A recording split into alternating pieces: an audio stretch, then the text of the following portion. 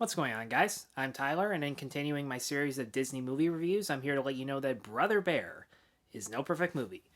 And it centers on a First Nations boy who sounds incredibly a lot like a man, played by Joaquin Phoenix. And he kills the bear that he believes is responsible for the death of his older brother Sitka. But much to his surprise, Sitka's spirit transforms him into a bear as punishment. So he reluctantly teams up with a cub named Coda who will agree to take him to this holy mountain where supposedly he may become human again. And along the journey, he may also learn to see through the eyes of nature for other people and earn some redemption. This movie features some of Disney's best animation they have ever put on screen. Apparently, the drawing style comes from landscape paintings of national parks like Yellowstone or Sequoia, and the effort really goes to show thanks to possibly the most vibrant uses of color in a Disney movie to make nature look so breathtaking and beautiful in almost every shot, which figures. Nature is breathtaking and beautiful. One thing I never realized about the movie before, and something I thought was originally just a Disney Plus glitch, was that for the first half hour of the movie, when it's told from Kenai's human perspective, when you watch movies, you notice that aspect ratio where there are two bars up here or two bars on the side. There are bars on all four sides, and everything looks a little bit more muted and realistic. The colors are a little bit darker. The animals have more naturalistic designs and features. And it was something that I had never realized before, and it actually made me think, well, gee, if he's going to be a bear, does that mean they're going to switch the format? And they do. It's eventually widescreen, as you would expect from any other movie, and as he turns into a bear, the colors become a lot more brighter. The designs of the animals are a lot more exaggerated. They have more human eyes, they have more human movements and body postures, and it's a little distracting, like when it's all fours, because you don't really get to soak in as much as of the imagery. But as time goes on, your eyes adjust to it, and you realize a technique that you've never noticed before, and it was subtle enough. And as you would expect from a Disney movie, something I'm repeating over and over again, they got a really good voice cast.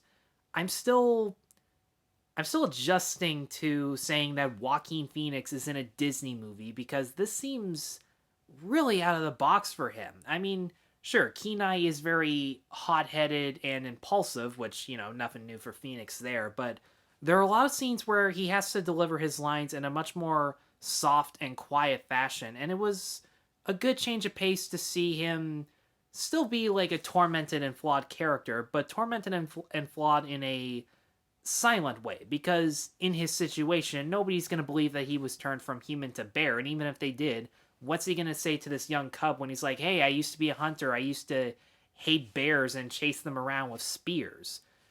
So he was the most interesting character in the movie for sure, and out of all the Disney relatives who die 20 minutes in, Sitka was one of the more sadder ones, because you could see every moment he's on screen that he has incredibly huge devotions to his family, so much so that just by looking in his eyes when he does indeed die, that he was willing to do anything to protect them.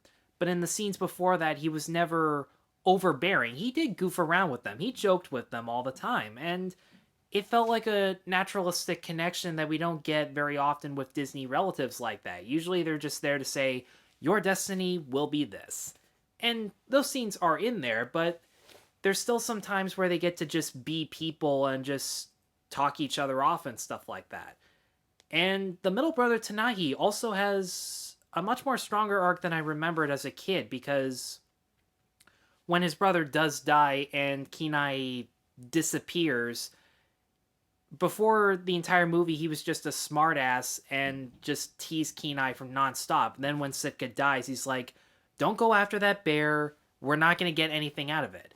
But then when he loses both of his brothers, he begins to fall victim to his own emotions and fall into that same trap he was starting to avoid. And it was nice for a movie to acknowledge that even the smartest of us can fall victim to their emotions just like that. Now, as for flaws, Coda was, and still is, a really annoying character. And even when I was a kid, Watching him interact with Kenai just reminded me of Shrek and Donkey, because it really is that kind of friendship. You have the main character who has some redeeming qualities about him, but is still kind of unlikable, and the only reason he keeps this talkative sidekick with no one around to help him out is A, because he does have no one to help him out, and B, because this sidekick is supposedly the only one who looks at him without fear and with immediate respect and pride. And it kind of does work in this movie too, especially during the more dramatic scenes, except for the key dramatic scene where Phil Collins' song just drowns out the voices and you have really no idea how he breaks this news. It's like, hey, I'm not the person you thought I was. Seriously, that song just completely fucked up that moment. And on a side note, if people are going to ask me about the Phil Collins songs, they're good. I like the song On My Way. It has a nice beat to it. The lyrics are sweet. The Tina Turner song at the beginning was easily the best song out of all of them. And the Blind Boys of Alabama one was surprisingly sweet. That was the moment where, like, you could see that human culture and animal culture, despite their differences, do have some common ground. That was the best scene in the animal world for me personally. But, okay, back on to Coda. For one, his jokes were nowhere near as good as Donkey's or any other annoying sidekicks like that. Even without those comparisons, I didn't feel the bond between Kenai and Coda as I did with Kenai and his own brothers. And that was the other thing, the big problem that a lot of people have with this movie, and so do I.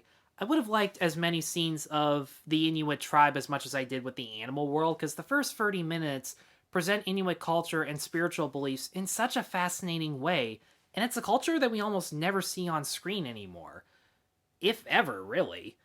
Which is why it's kind of disappointing to spend most of the time in an animal world with certain character tropes and jokes that, whether you like them or not, you gotta admit, you've seen them done before a million times in the exact same way. Like the Mackenzie brothers as the Moose. I like those guys. They're funny and they have really good chemistry with each other, which is fitting because Dave Thomas and Rick Moranis have worked with each other for years. It's just, they really brought nothing new to the table. It is the small things that hold this movie down, but admittedly, small things can make a big difference. And while I still enjoy the fact that Brother Bear has breathtaking animation and some really good effective character moments, the generic comedy and character tropes among the animal world admittedly do knock it a point down for me. But nonetheless, I still enjoyed it, and I'm going to give Brother Bear a 3.5 out of 5. Guys, thanks as always for watching. If you've seen Brother Bear, let me know in the comments below what you thought of it. Be sure to stay tuned for more Disney reviews, and be sure to like and subscribe. Take care.